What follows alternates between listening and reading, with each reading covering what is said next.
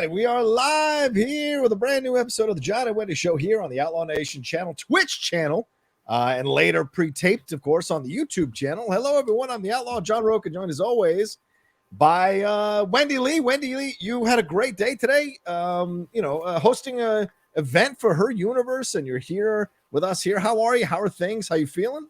Hey, aside from the heat wave that LA is going through right now, it's been a great morning. I did my first ever Her Universe live shopping event, which is they're calling it HU Live, and it's kind of cool. It's interactive, right? And they have basically you can shop the latest collection, and one of the things that I find I am very iffy with online shopping because you're kind of guessing, right? Yeah, right. Because especially in the US, we don't use the number system. Right. Like how in the UK or in Taiwan that they do it, they'll say, this is a 32, this is a 36 or whatever. So you kind of know, okay. And then universally, that's how it is labeled. It doesn't really run small or big, but in the US, we generally have extra small to extra large or however many, but you have to, really read the sizing chart. And you're like, I think this will fit me this way. And you just pray that it does by the time it gets to your house because you just want to put it on.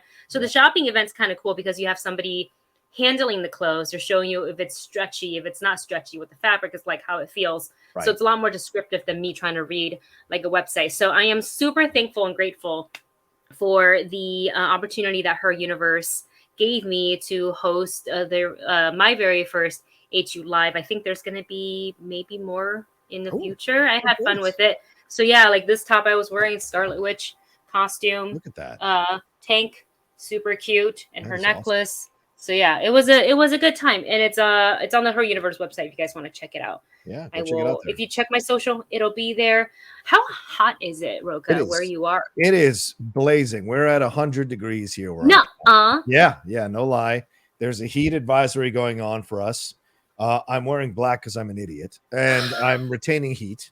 But I have my fan going full. I turned it down a little bit because I know it's going to affect the audio, but we have the fans going on in the living room where she is working. Yeah. And in the main living room or in the dining room where she's working, in the living room where I was just at getting the notes together for the show or researching the notes. And then we've got one going on in the bedroom so that when we go into the bedroom, it is not hot before we go to bed. So it is nuts how quickly it turned here because it was raining and a little bit cold earlier this week. And now it's this is LA. Well, not LA, but this is Southern California hot weather. So it is. What happened? Amazing. What's happening to the weather? I know. Someone said there was, my friend of the show, Chris Killian over there at comicbook.com, it is snowing where he's at in April. And he's is he LA too? No, he's Midwest. And he's like, why is it snowing in April? So, you know what? My friend who lives in northern Florida. Yeah. It's hailing. Really? And I'm like, the world's going to end. That's it. We're done. We're done for.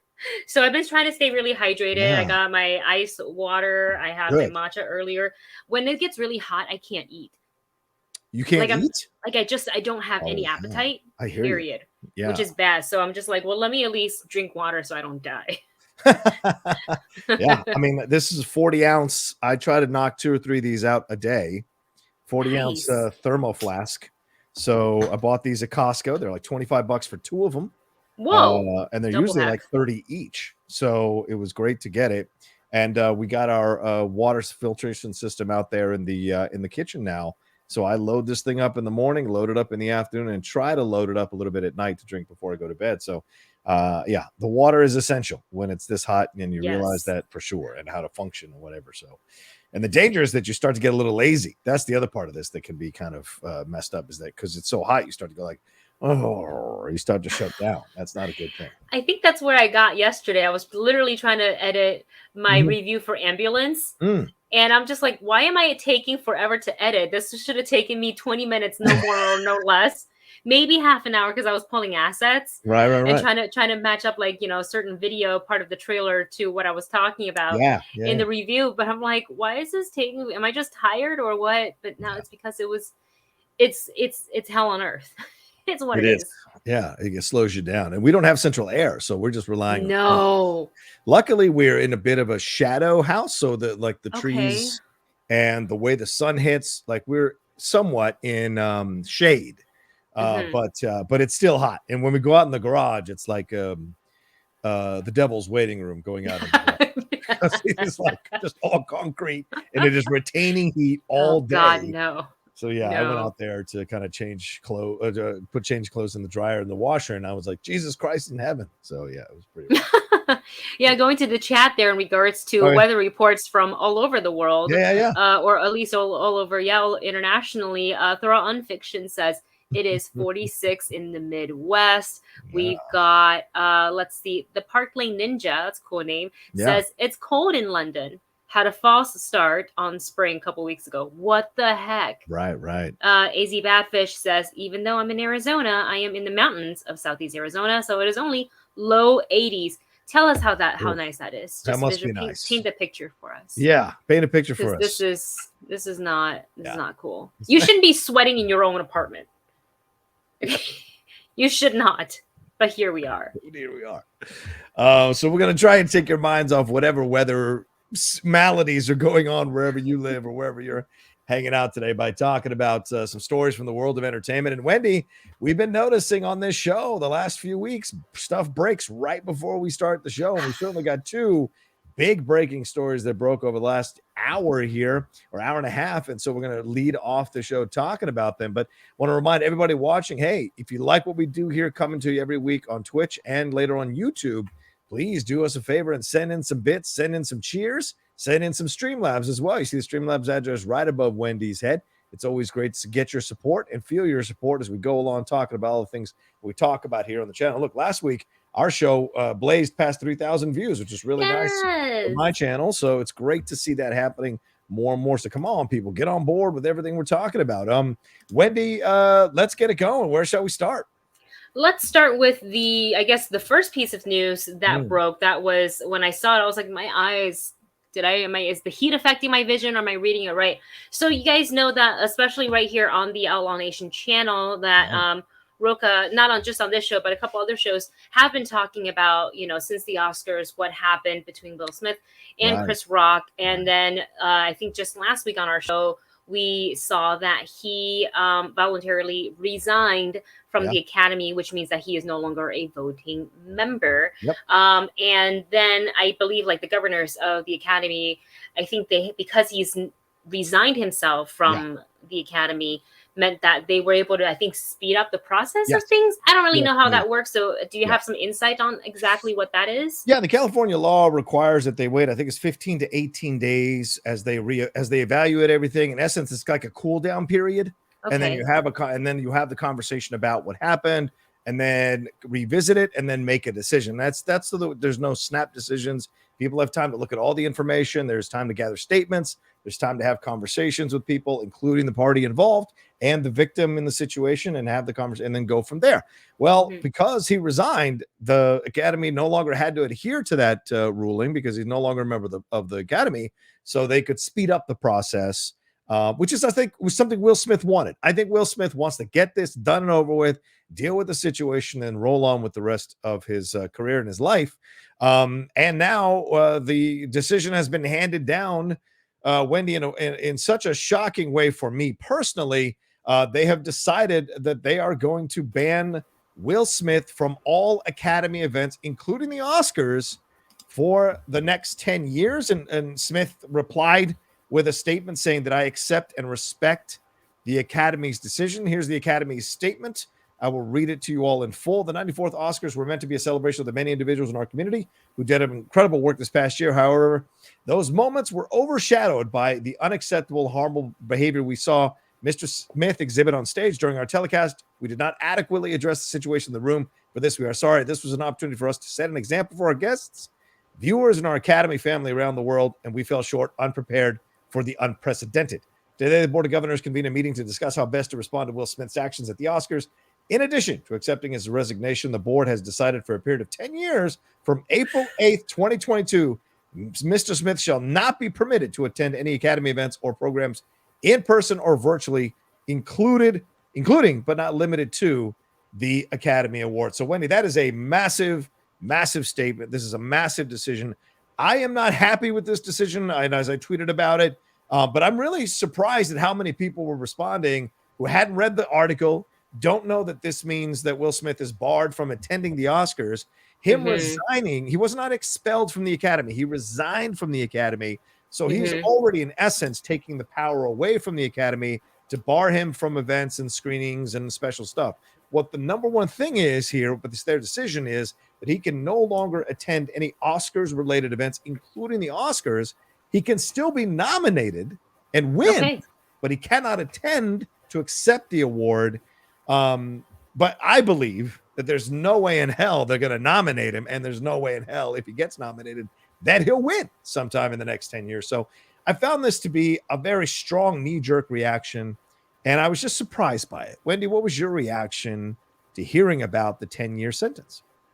So I was wondering when we would hear the Academy come down with something, anything, right? Because I feel like during the show, they did so little. Yes, right. Good point. And I get it. It's a live event. I don't want to sit here and speak to, oh, the producer could have done this. We don't know what was going on. I'm sure behind the scenes it was complete chaos. And sometimes maybe, then that's why a lot of us thought it was a planned thing. Yeah. Right? Because nobody rushed on stage to come to Chris Rock's aid. No security came back to, haul Will Smith off the stage. Granted, it's not like the two-man went for it. It was the slap. Right. Yeah. And Chris Rock was obviously too stunned to speak. Yeah. And then gathered his composure and continued on with the show, because it's not, he's a professional. He's a professional. They're all professionals. A lot of professionals in that room. Yeah. So I was really wondering, what is it going to be? And I thought maybe they just take his Oscar away from him, because it's like, that is not the behavior we condone. Right. Yes, you did the work. Yes, the acting was great. However, that kind of overshadowed. So I really thought that was going to be sort of the solution that they were maybe walking towards. I wasn't really sure. I haven't really worked out how I feel about that. I felt that the statement that the Academy put out was initially okay. Yeah. It was kind of like hurriedly put together, it feels like. Yeah. They weren't properly prepared. And then they came out with another statement after that, as well as Will Smith's apology. Yeah. Well, I do not condone the behavior of walking on stage and slapping somebody because Certainly you didn't like their joke. Granted, the joke, I didn't think it was funny. Right. If you want to, talk about it in the context with making fun of mocking Jada's condition, that's not funny at all. I don't think you should mock anybody's condition of any kind to make them the butt end of the joke. I didn't like the joke. I didn't like the behavior. I do think 10 years is a bit of an overkill. Yeah, right. It's 10 years. Yeah. 10 years. Yeah. So, I mean, I saw a lot of, this is not coming from me. I was reading some of the responses on Twitter following the news, and a lot of people are saying, like, as if, their words, not mine, as if there would be another Oscar and it would be Oscars in 10 years. Some people are starting to show that they're, not as interested in the Oscars, which we kind of were talking about this year's prior to this year's award. Yes, agreed. Was that, they were worried about the rating and how many people were going to tune in to watch. Well, I'll tell you what, they tuned in. Yeah. For sure. They tuned in, yeah. They tuned in. So I expected at the most maybe a 5-year ban. Yeah, 3 to 5 years. Right. 3 to 5 year. Okay, I understand. You want to punish the behavior. Right. You want to, set the example, like, this is not okay to do at the award show or at any time. You just don't want to go up and punch people. You want to use your words instead. But 10 years feels really excessive, considering some of the other people that are in the industry. I think now you and I kind of had a conversation about this. I believe they were permanently banned. Yes, Polanski, Weinstein are permanently banned. Yes, but it didn't happen right away when all that stuff was coming out. No, of course not. No, Polanski, and this is yeah. Go ahead. Sorry, Wendy. Sorry, go ahead. No, so that's kind of what I'm saying. Like, it's such a, like, oh, we got to hurry and do this. Yeah. Right. Yeah. But then for the other, why did we wait so long? So I would like to see moving forward, if this is going to be the type of punishment that they dole out, let's be consistent. Yeah, I agree with you, and it's mind blowing to me, because I don't know how to see this, because, in my mind, I'm seeing swift justice, knee-jerk reaction, hard justice on a black man. and a black man who is one of the most beloved people over the last 3 decades, who has done nothing but try to give us smiles and entertainment, has had no incident like this before on set that we know of, or with anyone that we've heard of. In fact, has been ridiculed for being too soft and not being gangster enough, or not being tough enough, or hardcore enough by members within his own community and by people outside the black community. And so Will has dealt with a lot to try to be one of these mainstream entertainers, to bring black and white together to enjoy his content. So for him to lose it in a certain moment and walk up there and calmly smack Chris Rock and then calmly walk back with a little bit of a smile, I get it. Like, I get it. That's not a good thing, right? It's not a good example. But, you know, he lost his head. And I think there is punishment to be meted out here. But I think you have to take all the factors into account here. And I'm really surprised that the board, full of so many people, diverse people, women, men of different ethnicities and different ages, I'm surprised that this is what they came to. And I think there needs to be full transparency here. And we need to find out who voted for this, who didn't vote for this, who wanted softer measures. I mean, I think this needs to be revealed, because there's been a lot of infighting amongst the board of governors for the Oscars, you know, and it really came to light when the 8 categories were kind of shunted aside and then brought in through the award ceremony. There's a lot of anger amongst the board of governors there for that decision. And so I would like to find out what happened here for sure. I'd like to find out the inside dope. I hope some reporter has some sources on the inside that can tell us what happened here, because I think it's a way too strong of a reaction for someone who just lost a little bit of his composure. He wasn't going crazy, screaming and running up there with a baseball bat. He smacked. That'd be a very different story if that was. That's probably life. He became lifetime ban, never again. Right? Exactly. Unless it was Steven Spielberg. Something tells me this had been Steven Spielberg who had walked up and slapped Francis Ford Coppola. I think we wouldn't be looking at 10 years at the fuck all. I think it'd be like 5, maybe 3 tops. You know, I also don't just see, you know, because he's an older gentleman, I also don't see Steven getting out of his seat. That's true. It would be a longer walk to the stage for sure. But I mean, but this is the kind of but Spielberg and Will Smith are kind of correlative. They're both people who want to entertain as many people as possible with their entertainment, you know? And so I just find this to be such a horribly huge overreaction to the situation. And they're saying we want to set an example, as if people have been waiting to jump on the stage and now you've really taught them a lesson. This mentality is nuts, absolutely nuts. And so many people just don't understand the situation here.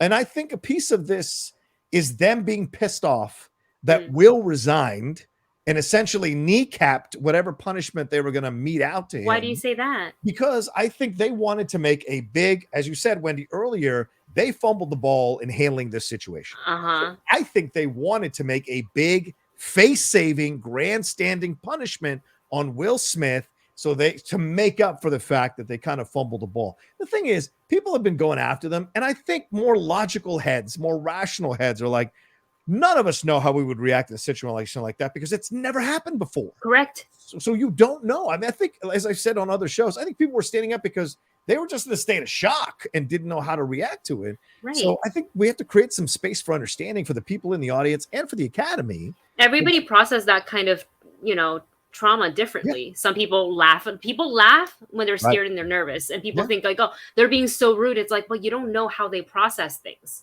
So, you know, take a second and put yourself in their shoes. Are they laughing because like that's kind of how they protect themselves from a situation like that? And it's like, oh, look at him. I hate to like pull like a movie reference here, but let's look at, you know, Arthur in Joker. Right. When he has the condition and he gets uncomfortable and he starts laughing. You don't know that. And even after he showed his card, like I have this condition, people still shunned him. Yeah. Yeah. You know, that's the thing that I just find fascinating to me. And it happens, Wendy. It happens in terms of, you know, incidents happen. And so people have to react to these incidents as best as they can. And I think they were mad at Will for resigning because now they can't, like, they couldn't expel him. They couldn't bar him from Academy screenings and Academy events because by him resigning, he's naturally not invited to those things. And they couldn't bar him from voting for the awards because by him resigning, he's not allowed to vote. He's not going to vote yeah. anyway. Yeah, exactly. So the only thing they could do was to come down hard on him to try to show some great. And I think they're placating the wrong voices. I think they're placating the section of the people who've been like, take his award from me. He's disgraced the Oscars. Blah blah blah. The in memoriam to me came close to disgracing the Oscars almost as much as a slap. I'm joking, of course, but like there was a lot that was happening that night that wasn't great about the Oscars. Yeah. But I understand the physical violence, obviously that line of it. But I think this is an isolated incident between two guys with so many. It's factors, very. right? Yeah, it's very isolated. It's not like, you're a room full of professional people. Yeah. Working professionals. And this is why we've never seen anything like this, because you're sitting in a room full of working professionals. If they have beef, they're going to handle it later, or, via social media, they're going to go and rage tweet or something like that. This was a very different situation.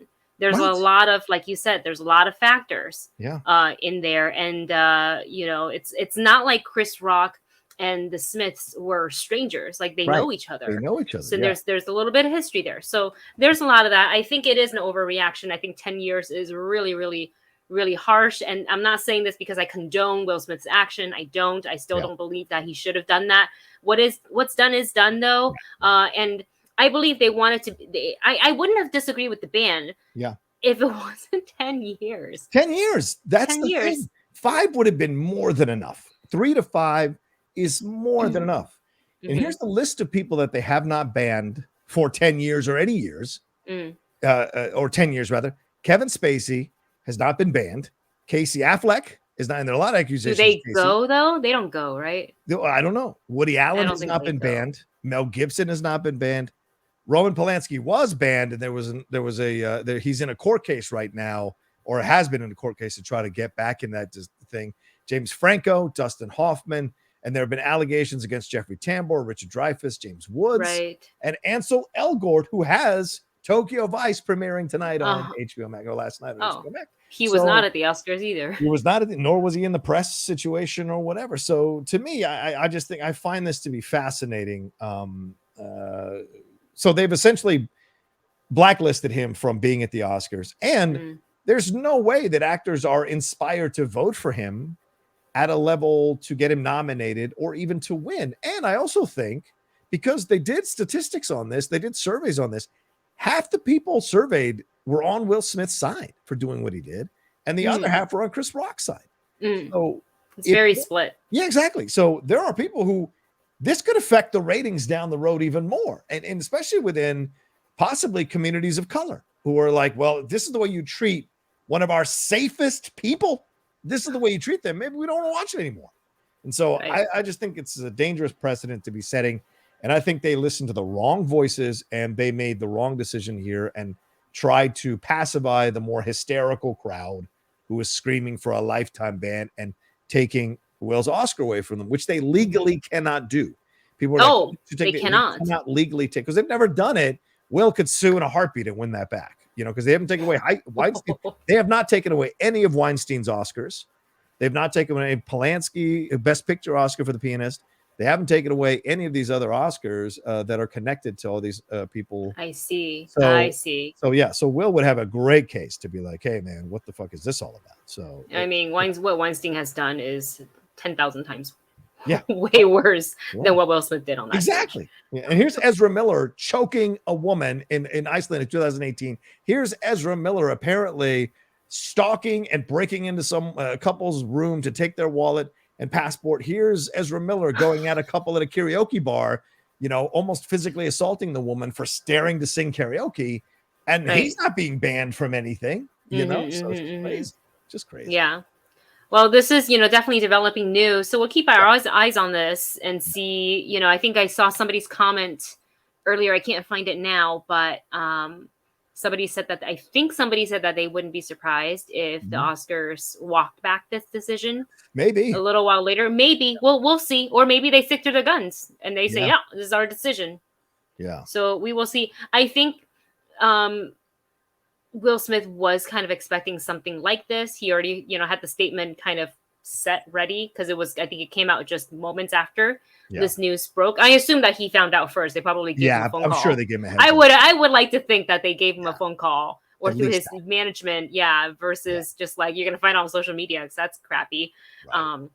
And he's just like ready, and I think he's gonna take a nice long break for a little while. He's been really busy, and there's other stuff that he's doing. He's producing. He's got a whole production company. I think they have like a script writing or something like that. They do the Smiths. They do a lot. So they have the Westbrook production company, and they've got a number of things going on. And I will say this: I think this overreach by the Academy, this overreaction by the Academy, is going to turn Will Smith into a martyr. It's going to have the opposite effect. People are going to cheer for him even more to come back.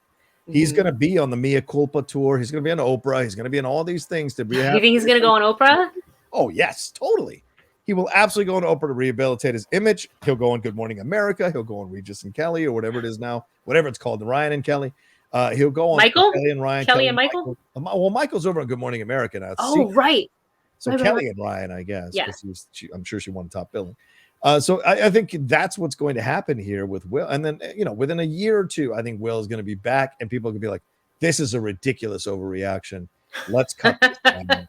And we don't know how the Board of Governors is going to change in terms of membership over the next year or two as you bring in more people of color, more women, more younger. Yeah, there might be a shift there that rescinds this ban on Will Smith. So I think there is room to change. Yes, it's possible. Absolutely. That's what I'm saying.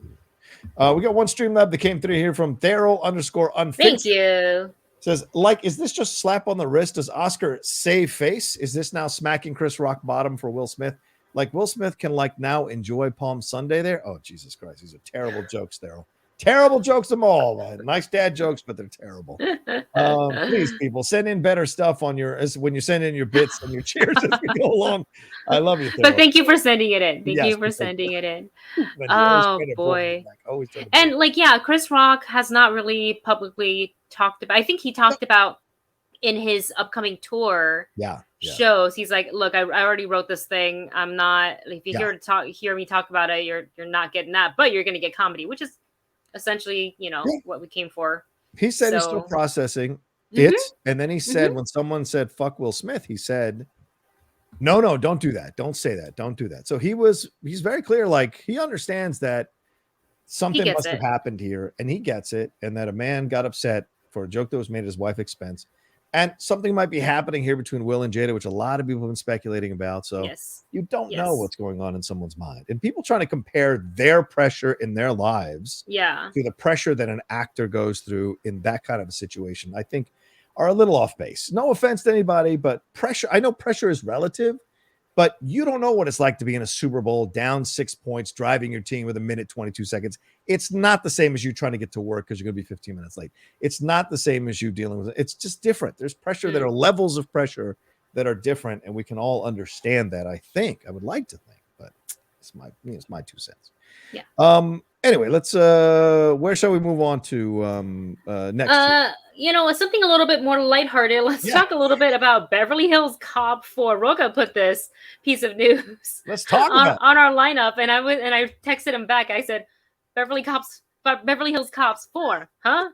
So it looks like Mark Malloy is to direct this next installment for Netflix. Not a direct to theater thing. It's going to go to Netflix, and Jerry Bruckheimer back to produce, which is I think one of the best things too. Agreed. Because you got to have that signature in there, right? You got to have the Jerry Bruckheimer, production in there. So this is if you're really into Beverly Hills Cops, the franchise, this is probably good news. Have you been a big fan of the franchise? Oh yeah. Number 1 and 2 were just staples of my upbringing there here. This is Eddie at his height, at his prime. 1 and 2, certainly 1 is still raw Eddie, still young Eddie, wiry, skinny, thin Eddie. And Beverly Hills Cop 2 was when Eddie is starting to understand his fame and embrace himself a little bit more. He's been working out, he's a little heavier. Beverly Hills Cop 3, the less said about that film, the better. John Landis certainly had lost his touch as a director by then. pretty terrible movie. Although there are some people who defend it, which is crazy, but it's a bad movie. So this has been around for quite some time, this idea of a Beverly Hills Cop 4. But, I don't know. Coming out of Coming America 2, which was okay. It's okay. But I had to force myself to like most of that movie. Nothing beats the original. Right. And I think this is dangerous to go back to territory that you've been at before, but you haven't done in a very, very long time. And is Axel, why isn't Axel? Like, I'm watching Tom Cruise in Top Gun Maverick, and I'm okay with him being a captain because it's an iconic thing. He hasn't risen above being a captain. Right. But is Eddie still just a detective? He seemed pretty smart in the movies. How is he not moved up to be a captain. Or the chief of police? So if he's the chief, the plot twist is he's going to be like a consultant, and he's not working with them anymore. He can charge whatever he wants. That's great. I like that. He doesn't have to operate under their rules. Yeah. We go a little Sherlock Holmes here. Yes, agreed. Why not? That'd be fun. That'd be fun for Eddie. Yeah.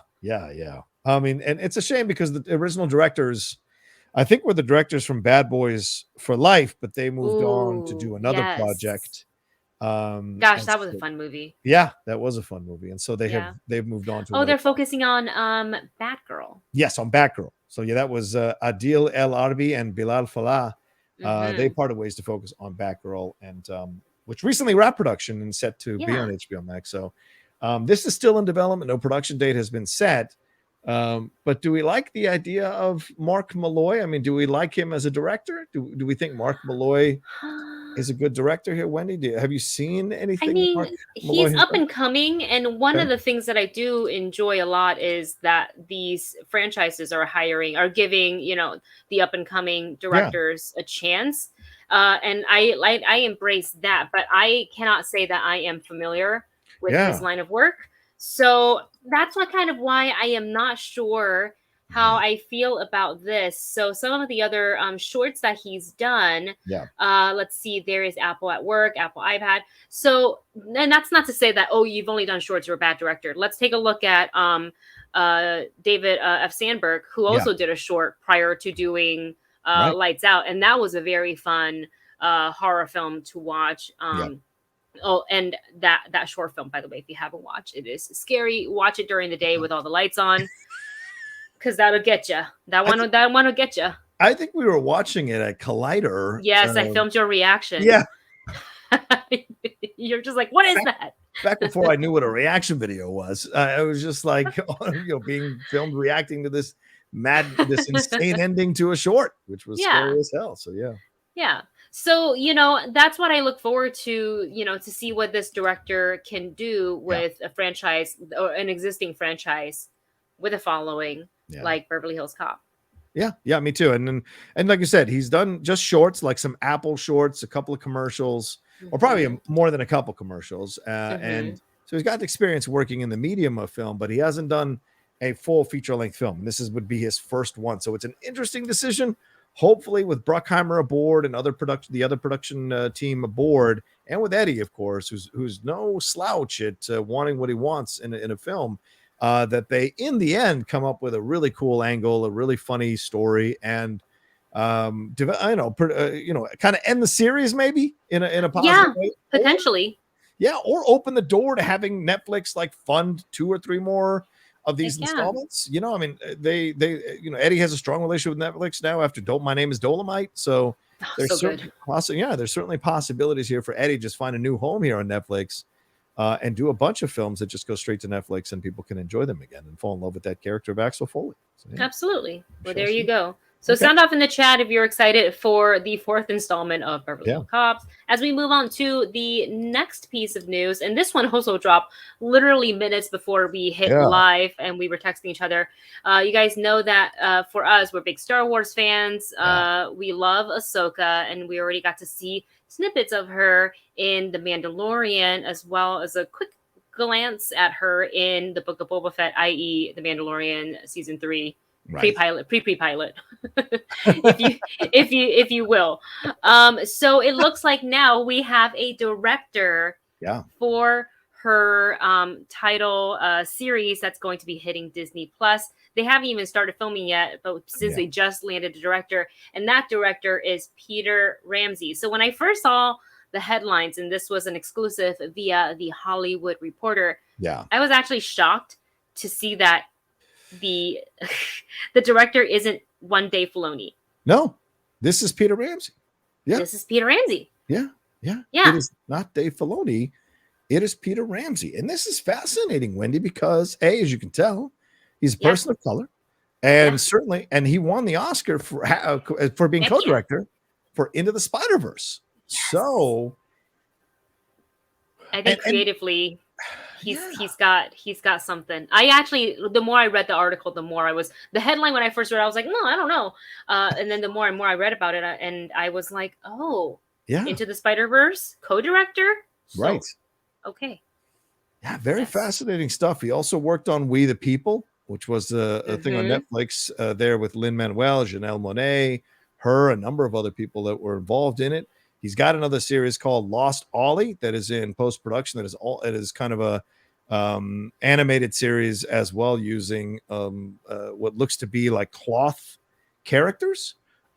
He also worked on Rise of the Guardians, however you feel about that one there, for with Santa Claus, voiced by Alec Baldwin with a Russian accent for some reason. But either way, the man has an incredible amount of experience in the art department side of things, in the producing side of things, in the directing side of things, and in the writing side of things. So going to be fascinating to see what his approach to this is going to be. And I got to say, Filoni and Favreau, Wendy, we know this from Mandalorian and from Boba Fett, they're open to giving, newish directors a shot at directing, shows, directing or determining the course of direction of a series. Do you believe that this is a good mixture with Filoni and Ramsey to kind of bring about what they need to see from Ahsoka? And do you think Filoni was like, as much as I love Ahsoka, I've cast a woman of color here to play the role, so I want to explore maybe opening the door to other elements of her experiences, of her being, that could kind of lean in that direction because I've cast Rosario Dawson. So let me bring in a director of color who's going to give me, who's excellent, but who's also going to give me a perspective as we're going along, working together in tandem with Rosario. Do you think that might have had something to do with it, or are we just looking at it? He thought Ramsey was great and hired him. Potentially it could, but you're right.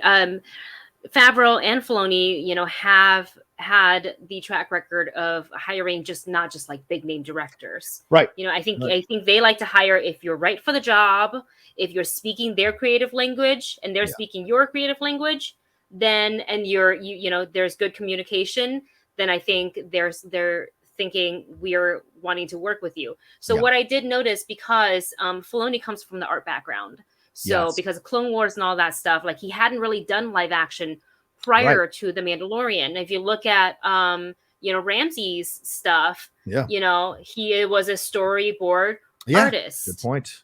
So I think maybe that struck a chord also with Filoni. And maybe there's just something when you are doing storyboarding, there's that you have to have a really clear vision, right? So I think in that, and what he's done with Into the Spider-Verse really spoke to the both of them. And they said, sure, come and be the director for this. And that's not to say that Filoni won't get to direct an episode either. Right, we've seen this with the Book of Boba Fett, the main director. We all know it's Robert Rodriguez. But so billed, there were other directors that were billed, Bryce Dallas Howard, Dave Filoni himself.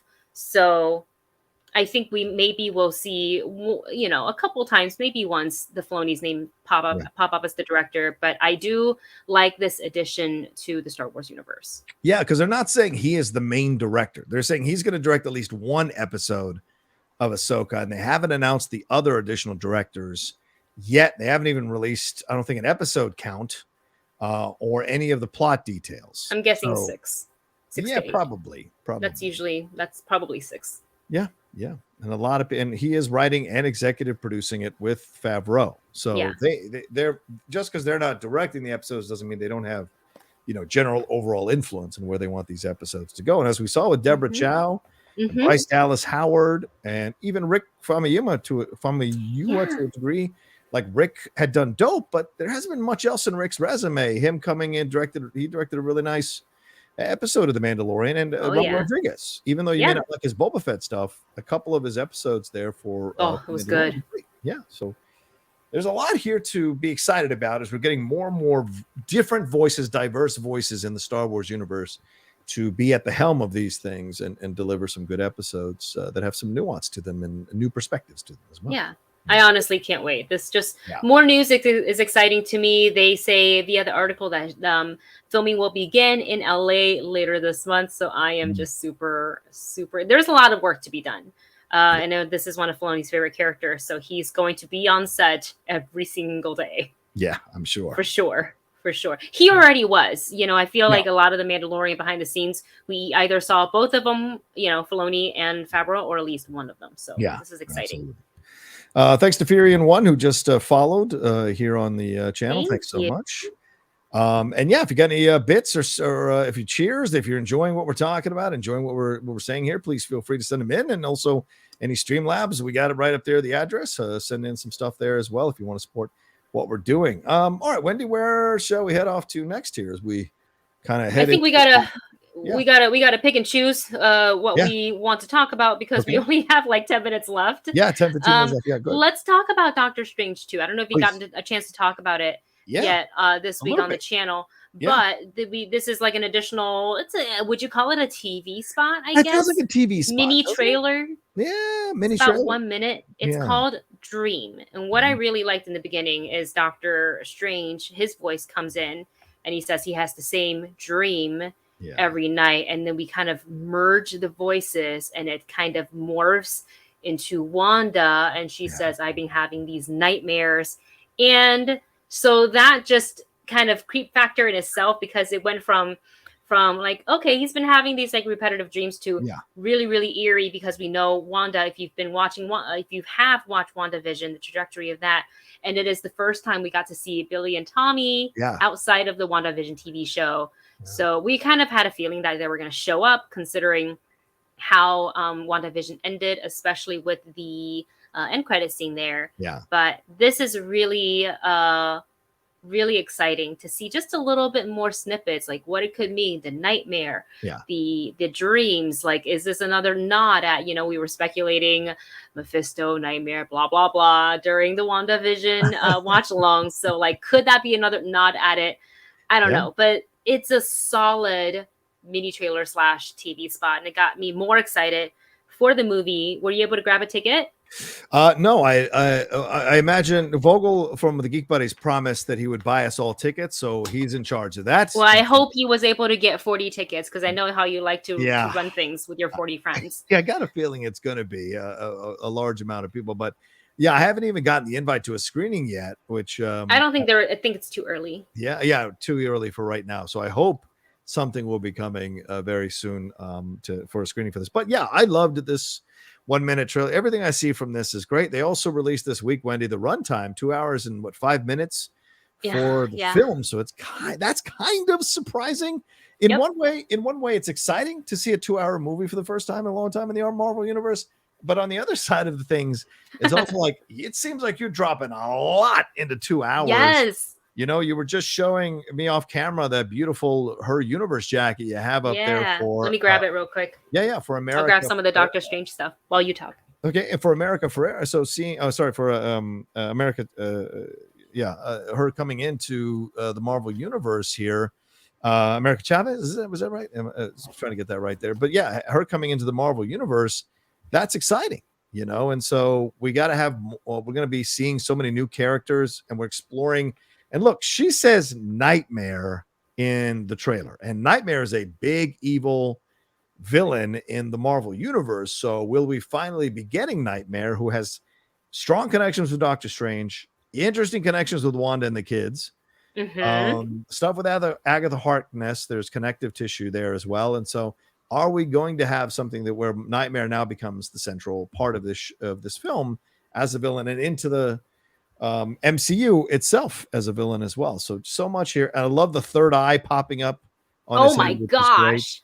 Yes. Yeah, seeing the kids again, and of course that the one scene of him separating into separate cubes is that scene messes me up. The look of it is unsettling as hell, and so I love that Yes. made it come back here in this trailer. So there's a lot here to really enjoy, and it was a great 1 minute that you're like, okay, here we go, because we're only 3 weeks away. We're not that Yeah. far away, so Yeah. it's crazy. I'm very excited. I bought my ticket. I Yeah. couldn't get into any. So I see in the comments here, we're gonna get to you guys' bits in just a second, and we're also super close to a hype train. So keep them coming if you can.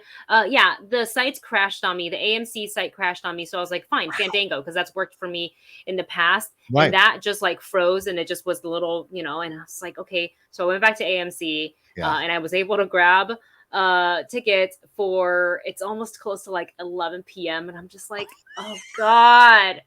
But I didn't want to not, like, if I booked a digital showing, just a regular digital showing, I would have had could have had any seat I wanted. So you want an IMAX, or what did you? Yeah, it's filmed for IMAX. So yeah, I booked IMAX, and there happened to be 2 seats together. I was like, you know what? This is my sign. Just clicked on it and bought it real quick. I'm like, screw it. Yeah. Yeah. Thurl telling us the AMC has a 6 a.m. showing. My Lord, a 6 a.m. showing. People will go. Oh, yeah. I mean, I went to a 5 a.m. showing for Matrix Revolutions and Matrix Resurrection. So, or not Resurrections, Revolutions and Reloaded. So it happens. It happens. And that was before assigned seating was like a major thing. Oh, so you had to show up to secure your good seats. We all slept in the same townhouse overnight, got up at 3 a.m. so that we could all use the bathroom and shower and get ready. And we all walked over. There was about 20 of us. We walked over and watched twice that happened. Because remember, those dropped 6 months apart. Yes. And we were unsatisfied both times leaving the theater, and walked over to Mel's Diner and had breakfast there at like 9 a.m. So oh my God. That was our way back in the 2000s. That was our thing. So 6 a.m. showing is not surprising at all for this. Wow. Amazing. Amazing. Those were the days. Before I show you guys some of the cool Doctor Strange in the Multiverse of Madness stuff, I do want to say thank you to Travis Earl 85 for gifting us for cheering 300 bits. Thank you, Travis. Yay. And to AZ Badfish also send in 300 bits, who writes, I was waiting till I had a witty comment, but instead I'll just say, everyone check out The Night House on HBO Max. There you go. Rebecca Hall, baby. Rebecca Hall, baby. Baby. She's a director as well now. Yeah. Yeah. Yeah. She's just collecting things on her resume. Yeah. She's like, I will do everything. Good for her. But yes, check it out. If you haven't checked it out yet, please do. It is on HBO Max now. So if you haven't, and you're looking for something to watch this weekend, this is your sign to give it a go. Yep. So this collection just dropped on Her Universe, the website today. So they basically turned, can you see? Yes. They basically turned the Doctor Strange, his costume, into a dress. Into a dress. So yeah, this is really cool. This is a size extra large, so I don't know what I'm gonna do with it, but I'll probably exchange it. Take it but in. It's really that's a lot of taking in. I can't. My sewing skills isn't that good. But this is available on the website. It has pockets for all my ladies. Ladies, we don't always get pockets in our clothes. Yeah. So when we do get them, we super appreciate them. And then this one, this one is a unisex fit. Oh, so this is a men's long sleeve hype jersey, as they like to call it, and this features the Sanctum Sanctorum symbol. Wow. It says Sanctum Sanctorum in the back. And then what's really cool is they have like the Eye of Agamotto and the magical shields on the left sleeve. So this is a unisex. So if you're a guy, if you're girl, you can get it. And then what I'm wearing, which is the Scarlet Witch peplum tank, like kind of like a costume. But this denim jacket is sick. It is inspired by the denim jacket that America Chavez wears. Yeah. In the film, we've got a little embroidered symbol here of the Sanctum Sanctorum. We have 4 pockets in this. You've got the star in the back, the star stripes, her little pride flag right here. Yeah, this is really awesome. And when I popped this on, I was like, oh, this is cute. You got the flames on the left. So, and then one of my favorite things, because I've never had a Loungefly before. You never had a Loungefly. This is the brand. Yeah. They do all the little mini backpacks with a little metal label. So this is kind of a more retro illustration. Yeah. Doctor Strange, even though they do have the likeness of our current cast. Okay. But they made it more like comic book art. which Wow. I like. So you That got, is cool. Doctor Strange up front. And this is actually glow in the dark, the magic Oh, shield. wow. Let me see if I can get it to show up real quick. Yeah. Hang on. I'm going to try to turn off my light. My screen's too bright. You can't see it. But yeah, it's an Loungefly backpack. It's this is coming soon. This isn't on the website yet. So Right. Okay. and the matching wallet. So yeah, that's all. That's a lot of really cool stuff that's coming. If you like Doctor Strange, check out her universe. Like this is cool stuff. That's cool stuff. And they have Really stuff cool for men as well. It's under the Our Universe tab there on the like website. That flannel there, the Loki one, that's actually a unisex. Oh, nice. So like you guys can get it, wear it to the parks. Yeah. I think that's cool. That's some great stuff here. This is a lot of stuff on sale today too. It's 20% off, ladies. So if you're looking to get some stuff, after of course you donate some bits and cheers. After you do that, then you get it. Then you can come and head on over and buy your stuff. But look, I am looking at this Boba Fett jacket right here. I mean, sick. This is on sale for $47.92. That's a badass Boba Fett jacket. I love the color combo. I can't do the pants, but certainly because I don't need to tear away pants at my age. But those those jackets are looking dope, son. So I like that. Nice. And there's the Loki flannel I think that you're talking about. Yeah, it's so slick. Cool. Look at that. Good. Under $40. That's not bad for something like and this. And the quality is really good. Super buttery, soft. Ooh, super buttery soft. Butter is soft. I like that. There's even a like Tano. Yeah, and that's also a men's fit. There, see, so there's a lot. There's a lot. There's some Batman stuff. Yeah. There's some Star Wars stuff. There's some Disney stuff. Oh, lots of cool stuff. To be skinny and young. Oh my god. There's a lot. But you can get that Boba Fett thing, and then you can choose to wear it to Comic-Con or to Star Wars Celebration or whatever you want to do. I think Star Wars Celebration might be possible, unless it's 100 degrees like it is right now. Star Wars Celebration. Yes, unless it's that, then maybe don't, because you're probably going to die from the heat. Put me in carbonite. Somebody put me in carbonite. I'm so hot. Make sure we hydrate. Yeah, all right. And thanks so much to AZ Baffetch, who said I was waiting till I had a witty comment, but instead I'll just say, everyone check out the Night House. There you go. Ronan Unchained sending us a stream live as well, said, hello, John and Wendy. We both be going to Star Wars Celebration.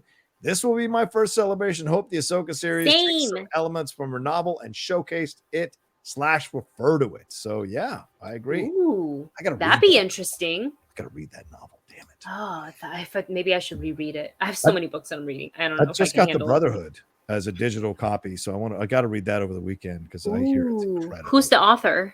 Mike Chen, I think, is his name. Okay. And I'm trying to land him for Jedi Way because the publicist reached out to me to say, like, hey, we've got this book coming out. It's Luke and Anakin and blah, blah. I'm like, I've been waiting on this book. Please send it along. They're like, great.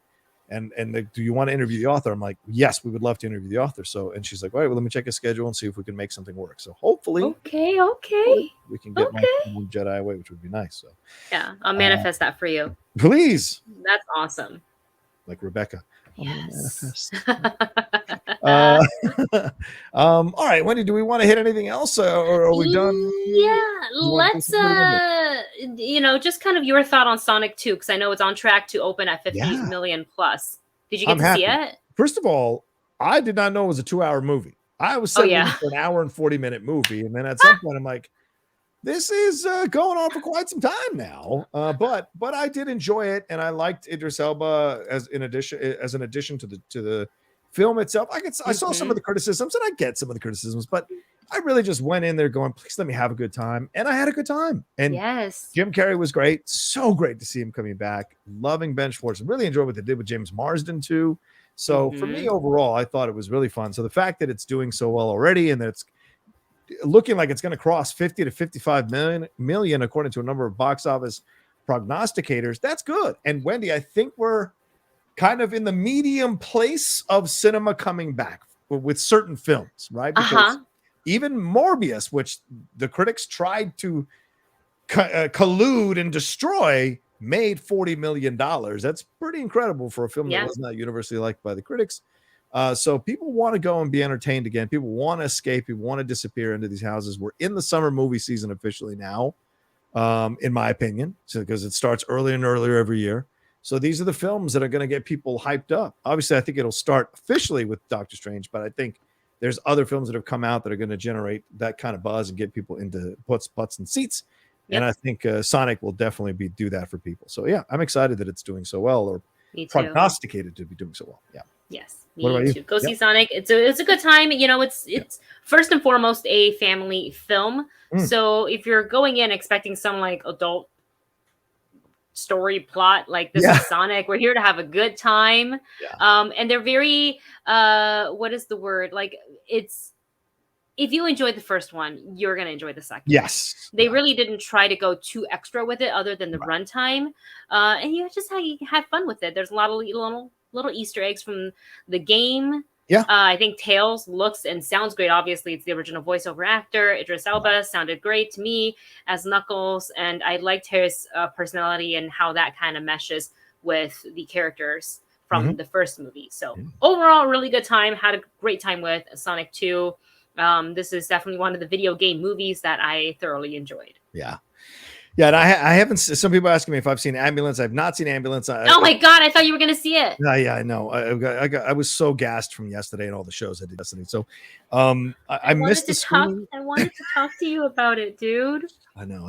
I'm going right after we're done. There's a 4:35 p.m. So if we're done in the next 20 minutes, I should be able to. Okay, we'll wrap this up. So but I want to see it, and what I think I'll record is an out of the theater reaction rather than a full on video, and just put that up as my review for it, because it's not prognosticated to do well, maybe 10 to 15 million at the theater. So it's a shame, but I want to go and have some fun, and I hear it's so much fun. So I want to go and enjoy myself and do an authentic review coming out of the theater. So I can't wait. I'm gonna turn the notification bell on for your YouTube channel. I have everybody's thing turned off just so I don't get 50 million notifications all day, because I'm subscribed to so many people, which is very kind of you, to be honest. But I will turn yours on for today and today only. Fair enough.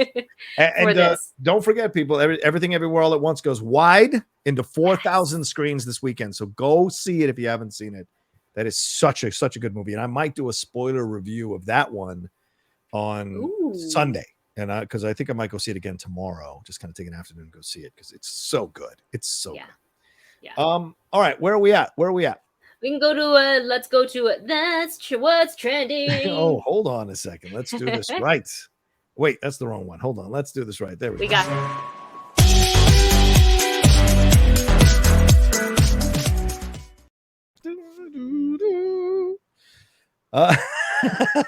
it.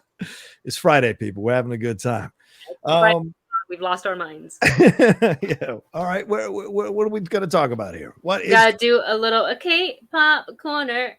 So we know that BTS has begun. Laura Sirikul is in Vegas. Yes. She is ready. I was texting her yesterday. I straight up was like, "Hey, how much is a light stick? Give me a light stick." She's like, "Girl, the merch line is no joke." She said it was slightly unorganized. So naturally she organized it. Oh, of course she did, Laura. Of course she did. I just don't know how she's like a super being. Yeah, she's a force. I don't know how she literally knows every single person. Yeah. Like the actors come up and like, Laura, and I was like, how? And her love for BTS is unmatched. And I know there's a lot of super army out there, but Laura is devoted. She's there for all 4 days. She got tickets for all 4 days. She booked a BTS room, so she's able to get the exclusive photo cards that they have for the people who book the room. So I would like to have her on the show sometime, maybe next week if she's able to, because I want to devote just some time so she can talk about her experience with BTS. And I do want to say that, we saw BTS at the Grammys. Yes. They performed. It was really great. And everybody's trying to figure out exactly what V was whispering to Olivia Rodrigo, because I felt the chemistry. I felt the heat, but also let's not forget they're first and foremost entertainers, and it is their job to entertain. And I enjoyed it. Look, if there was a collab between Olivia Rodrigo and BTS, I'd be down for it. Kind of a smart move. She's hot now. They're both. She's always hot been right hot. But my God, yeah. BTS is always hot. Yeah. So, but. A lot of people were, and this is not just because boo, we love BTS, and boo, they didn't win. Yeah. I felt like they got invited personally. Yeah. that they got invited, nominated, and I think they were snubbed. Oh, okay. I personally think they were All snubbed. right. Not to say the other artists aren't as good, but I fully believe that out of their category, they really deserve to win. And I felt like, as well as, they're professionals, I felt like, and maybe I'm just trying to reach and see things that's not really there, but I felt their disappointment. Yeah, maybe. I mean, it would have capped off an incredible 12 months for them to have them win the award there, the Grammy. And the fact that it didn't happen is a shame. I think it might be a little provincialism here, Wendy, where they're like, well, maybe some of the voters are, we didn't want to vote for a Korean act. We kind of see the Grammys as an American award, for these bigger things. I don't know. Mm-hmm. I'm just throwing it out there. That's certainly possible. I don't know. That's why Ariana Grande stopped going to the Grammys too. Yeah. So because she felt that they were using her name to advertise her show. Right. And she's like, mm-mm. Oh, I hate it when they use your name to advertise the show. Don't pay you that much and pocket all the money. Don't you hate that? That sucks. I understand why you wouldn't want to be part of a show anymore that does that. Anyway, what are we off to? What else are we going to say? I listened to all the music that you put on here. Oh my gosh, Big Bang. What did you think of the song? Still Life. Look, let me say this right now. First of all, the video was incredible. I mean, the anime illusions within the video in terms of the look and the feel and the colors, stellar, absolutely stellar. But it's a slow song. I like the bangers a little bit more, Wendy. Yes. I didn't feel the slow one quite as much of this, but when the rap comes in, homie's in the snow doing his thing, that's when the song kicked in for me. And I was like, all right, here we go. I like that. So the beginning I was a little iffy on, then homie showed up to rap and I was like, all right, good. Let's do this. Let's have some fun. So one of the reasons why I put Big Bang on the lineup as well as IVE. So Big Bang is not a new group. They've been around. They're like first generation K-pop. They're under the YG brand, the same brand, or the same entertainment management company, agency that has signed Blackpink. Oh, wow. And so they're actually seniors to Blackpink. So they've been around for a while. They used to be 5 members. One of them has a lot of controversy. So he resigned and he's no longer a part of the group. So this is their comeback. They were supposed to come back for Coachella like 2 years ago. Oh, really? That was going to be their comeback. And obviously everything got canceled because of the pandemic. Right. So they're just now coming back with Still Life.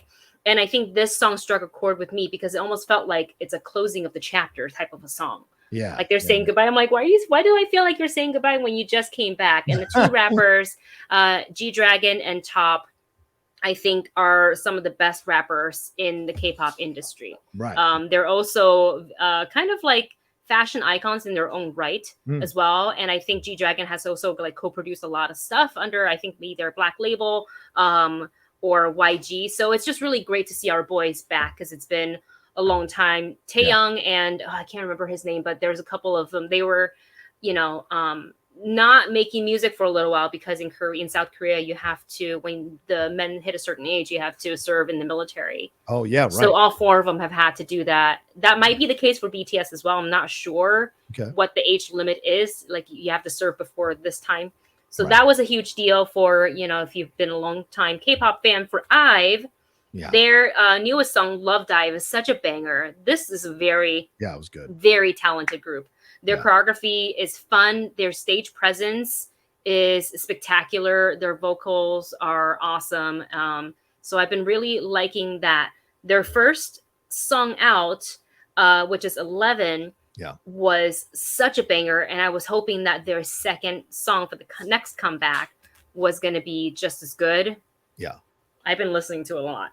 Wow. Okay. It's really, really good. I'm liking it. And I like that it's still an upbeat song, but it's a very different vibe from 11. So if you guys haven't had a chance to check out Big Bang, Still Life is the song, the music video is out, or for IVE, IVE is the group's name, and the song is called Love Die. So make sure you guys check them out. Yeah, check them out, ladies and gentlemen. New music on a weekend is a good thing. It's a good thing. Open your doors. Open your doors of perception. Open your minds to some of this K-pop stuff. It's really cool. I'm going to turn all of you into K-pop stands, okay? I'm starting with Rocha. Hey, I've been enjoying every single one she posts. Just about every single one has worked for me. So nice. All right, where are we off to? You got some electric light parade news real quick for got some theme park news. Yeah, what's going on? So the Main Street Electrical Light Parade is one of the classic parades, and it is returning its way back to California to Oof, Disneyland starting April 22nd. And I know nice. some people are kind of out there like, oh, I'm already tired of this, but this is a classic. Like I watched this Yeah.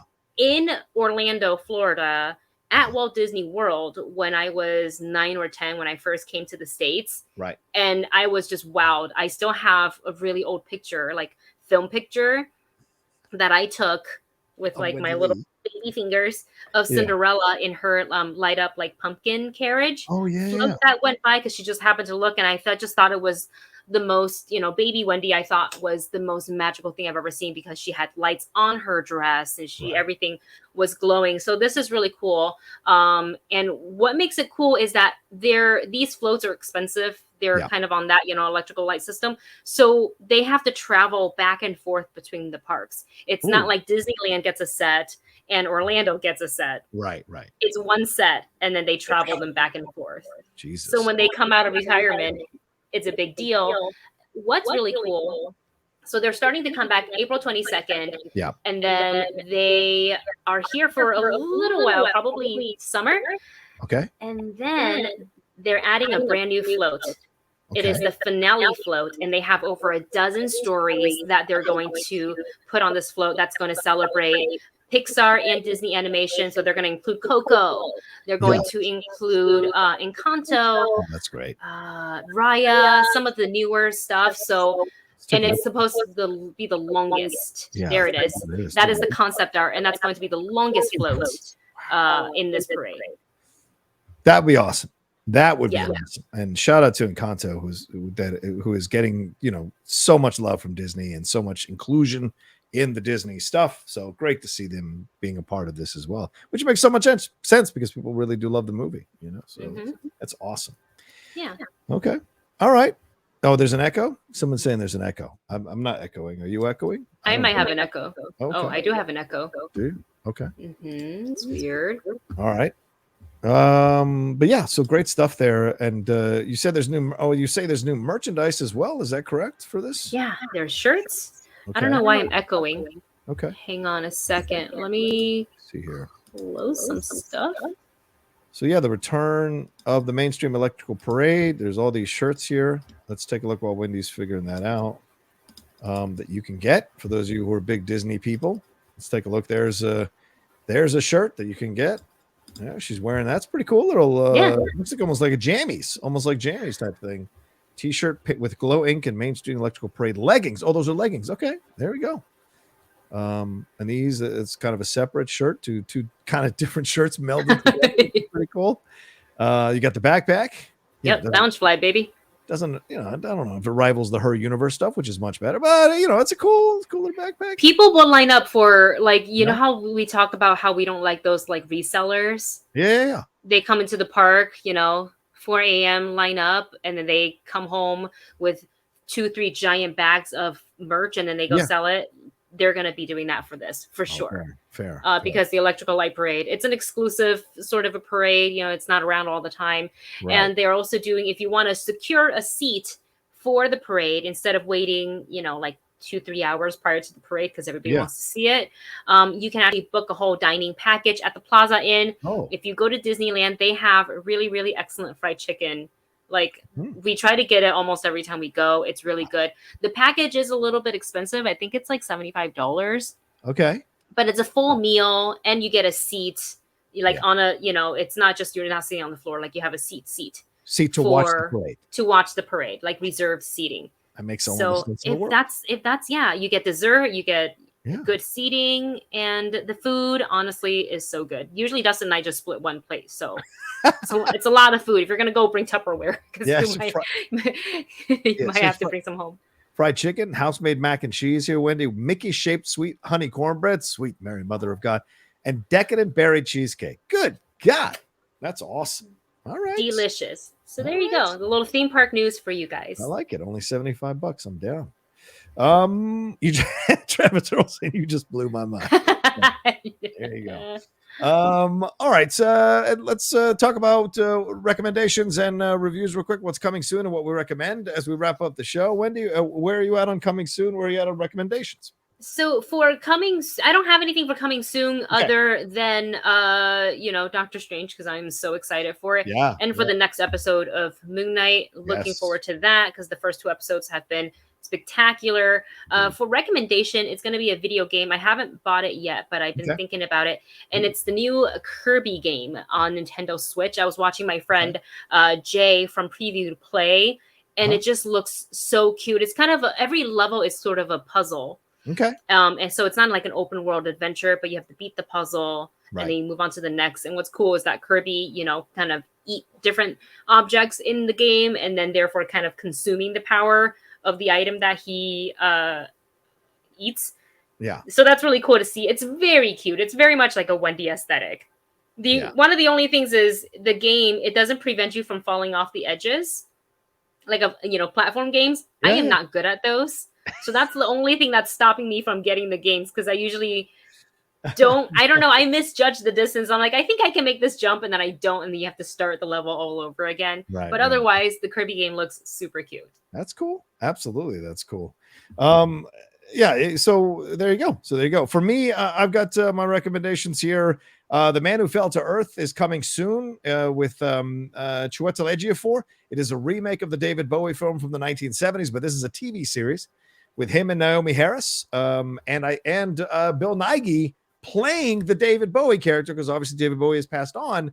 So playing the David Bowie character who has stayed on Earth all this time. So this is a continuation of the story. So if you know the film, it's fascinating to see what they're going to do. It's getting some nice reviews. I saw Slash Film did a nice review on it as well. And Outer Range with the premiere was last night, which is kind of a Western alien film, not cowboys and aliens. There's this hole in the ground. Josh Brolin is the star. He finds this hole. It unleashes something, and they deal with the fantastical nature of it all in the show. I haven't heard from Jeff Snyder, who went to see the premiere last night, if it's any good, but I'm looking forward to it. Yeah. It's as far as recommendations, Wendy, Nick, and Vanessa Lachey have a new show. It is called The Ultimatum. It dropped 2 days ago. You need to get your butt on it. What is it? It's called The Ultimatum. It's the one they pitched at the end of the second season of Love is Blind. It is out. The first 8 episodes are out. The next 2 episodes drop on the 14th or 13th next week. So you can enjoy the first 8 episodes. And basically the premise is this: couples come to this reality show. One person in the couple has put an ultimatum to the other person to say, marry me by the end of this experience or we break up. And the way this experience works is they meet a bunch of people at the beginning. They go off and spend 3 weeks with one other person, essentially breaking up with the person they came with, to explore the possibility that there might be someone else for them out there, because that may be the reason why they haven't committed to this person fully. And then by the end, they come together and they all do this around each other. So they're watching each other cheat on each other or have desires. No. It is. Why is this a show? Drama Central. And I'm super mad I didn't think about it. It's such a genius show. Genius. No, it's terrible. I know, it's perfect. Why would you?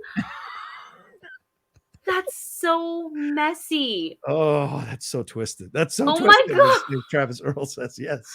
So, I don't know how I feel about this show. Do I want to watch it because it sounds like a train wreck? Yes, but do I want to I cannot. My girlfriend the Outlaw was like, I'm not watching it. I'm not watching. I'm going to bed. I'm not going to watch it. I'm like, did she watch it? We've got 20 minutes, honey. I'm just going to put it on. And if you don't want to watch it, and I caught her veering from the game to the screen, then the comments started rolling in, which is why I love watching these things with her. What were some of her comments? Oh my God. The Lady Outlaw has the best comments. Maybe you guys do a watch along on Twitch. If she would be willing to get on camera, I would absolutely do watch alongs. She drives me insane because she's so funny. I'm telling you, she's one of the best people to watch stuff with. What if you put the camera on yourself and she's kind of off to the side? So I told her to wear the Outlaw mask the whole time. That way they don't see her. Comfortable. You want her to watch a TV show where she can watch unobstructed? Think about that. It's a good point. I hadn't thought about that actually. So, would you watch WrestleMania with the Outlaw mask? No, right. not a whole WrestleMania. Maybe one match, but not a whole one. But yeah, fair point. Is it out now? Oh yeah, it's out. We started it last night. Well, I was gonna watch Killing Eve after this, but oh yeah, we're supposed to watch that one too, Killing Eve. But yeah, it is messier than Black Widow. Absolutely, it is messy. It's a show that's messy.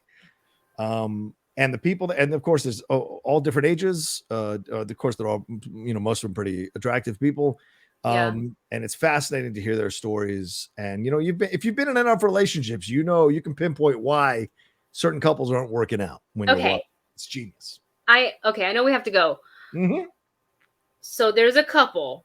Mm-hmm. One of them has had it enough because they feel like they're at the point of their relationship where they should be proposed to. Yes. Or to get married. And the other is kind of like, I don't know if I'm ready for this. I just don't want to. Right. I'm not ready. So they put them at a thingy where there's other single people, or is everybody going to have the same situation? Other couples. So they are taking each other's others and starting a relationship with them for 3 weeks in a apartment. So they're living there. And so in the common areas, which is the pool, the barbecue place, all this kind of shit, they have to watch their other person in another relationship, in essence, for 3 weeks. Nope. And it is drama central. I'd throw up. Oh, it's the best. I can't. I'd leave. I don't care what the contract is. I'd leave. Be like, you know what? I mean, I wouldn't be there. Yeah, I'm married, so I guess there's no ultimatum anyways. It is so messy. I love it. It is so messy. I love it. So God, listen, I'm not a reality show guy. I don't watch Survivor. I don't watch these other shows, but I don't watch American Idol or any of these. But for whatever reason, I said this in my tweet last night, like F Nick Lachey and Vanessa Lachey, because they have found the way into me loving reality TV, because those Love is Blind shows and this show are just like fucking perfect for me. So, holy crap. Oh my God. Okay. You have my attention. Yeah. Watch the first episode. Dang it. It's going to drive you into the first 20 minutes. You're going to be hooked. The first 20 minutes. Because these people, they've only been together a year and a half or 2 years tops. They're in their 20s. So it's just fascinating. Like, what's the they're young. Yeah, they're young. You should not get married at 20 something. I agree. I mean, unless you feel like you've explored enough. Yeah. That's one of the problems, that people get married very young because they think they're in love, and they could I'm not saying it doesn't work out. It's some I have seen some work out, but more often than not, they split up because they never lived together prior to this, or like somebody, because they haven't explored and they haven't. And it's like, go live your life. Like, being single, you don't really have to see it as a bad thing. But of course, coming from like a married woman, I don't know what that means. I think my favorite. I haven't been single in 12 years. So. This is how she watches it. Just playing her game, and then she'll be like, and she'll be like, "You got to be kidding me! Are you kidding me right now? You got to be kidding me! Are you really doing this?" And I'm like, "Yeah, I got you." You're tricky. It's so tricky. Oh my God. But yeah. So we'll see. We'll see if I convince her to watch it all weekend, because I want to knock it out all weekend and then be ready for those 2 episodes on the 13th. Holy crap, man. Anyway, so there you go. That's out there. But also Tokyo Vice, Michael Mann. If you want to go more standard, yes, it's out there on HBO Max as well, which I really can't wait to rip through, because I've got all the episodes. So I'm going to rip through that shit and hopefully enjoy them. So we shall see. Travis Earl. This is great. Now my wife wants to watch it right after the show ends. You're welcome, Netflix. Oh my God. This should sponsor us. Yeah. We will talk about your shows on this show. Absolutely. Oh my God. We should reach out to them and see if they'd be willing to do that. I'm Netflix. We can do a Netflix corner, man. Let's do it. Add another segment to this thing. Yeah. All right. And Wendy, anything more to say? Or should we get on out of here? Let's get on out of here. You go watch Ambulance. Please tweet me, or please text me after you're done, and I will give you my commentary on the first episode of The Ultimatum. Oh, please. That would be great. Yeah. I'll text you. All right. Perfect. All right, everybody. Thank you so much for joining us live here for another fun, the John and Wendy show on a Friday afternoon. You guys are awesome. And we love the back and forth. We've got some. Oh, real quick, we had a cheer from Cooley High, 100 bits. He said, "Here to support you, my friends. Be easy." So thank you. Thank you very much. Appreciate it. Appreciate everybody who sent in bits. Everybody sent in a couple of Streamlabs. Thank you very much. We appreciate it madly. Y'all enjoy yourselves. If you're in the heat, do what you got to do to stay cold. Open the freezer, put your face in there for about 30 seconds, close it, you're good to go. Yes. It'll last you for an hour at least. Wendy, where can we find you and everything you got going on, please? You can find me on YouTube over at the Movie Couple channel. We're getting close to putting up our last 2 episodes of reactions for Cobra Kai season 4, episode 9 and 10. Nice. We finished watching it a while ago. Just editing takes for effing ever. Sure. So there's that. And follow me on my socials at Wendy Lee Zany, Instagram, Twitter, TikTok. It's just Wendy Zany. So you can see me probably trying out all my new Her Universe, Doctor Strange in the Multiverse of Madness fits. There you go. That's awesome. There you go, ladies and gentlemen. As for me, you can find me at The Rocha Says on Twitter, Instagram, and TikTok. The Outlaw Nation on Twitch, as you're seeing now, for those of you watching later on YouTube. And if you haven't watched, if you haven't subscribed to my YouTube channel, youtube.com/John Rocha Says. This is going up on the YouTube channel within an hour or so. Down there, hit that subscribe button, hit that bell button so you see when we're dropping all the content we do on here.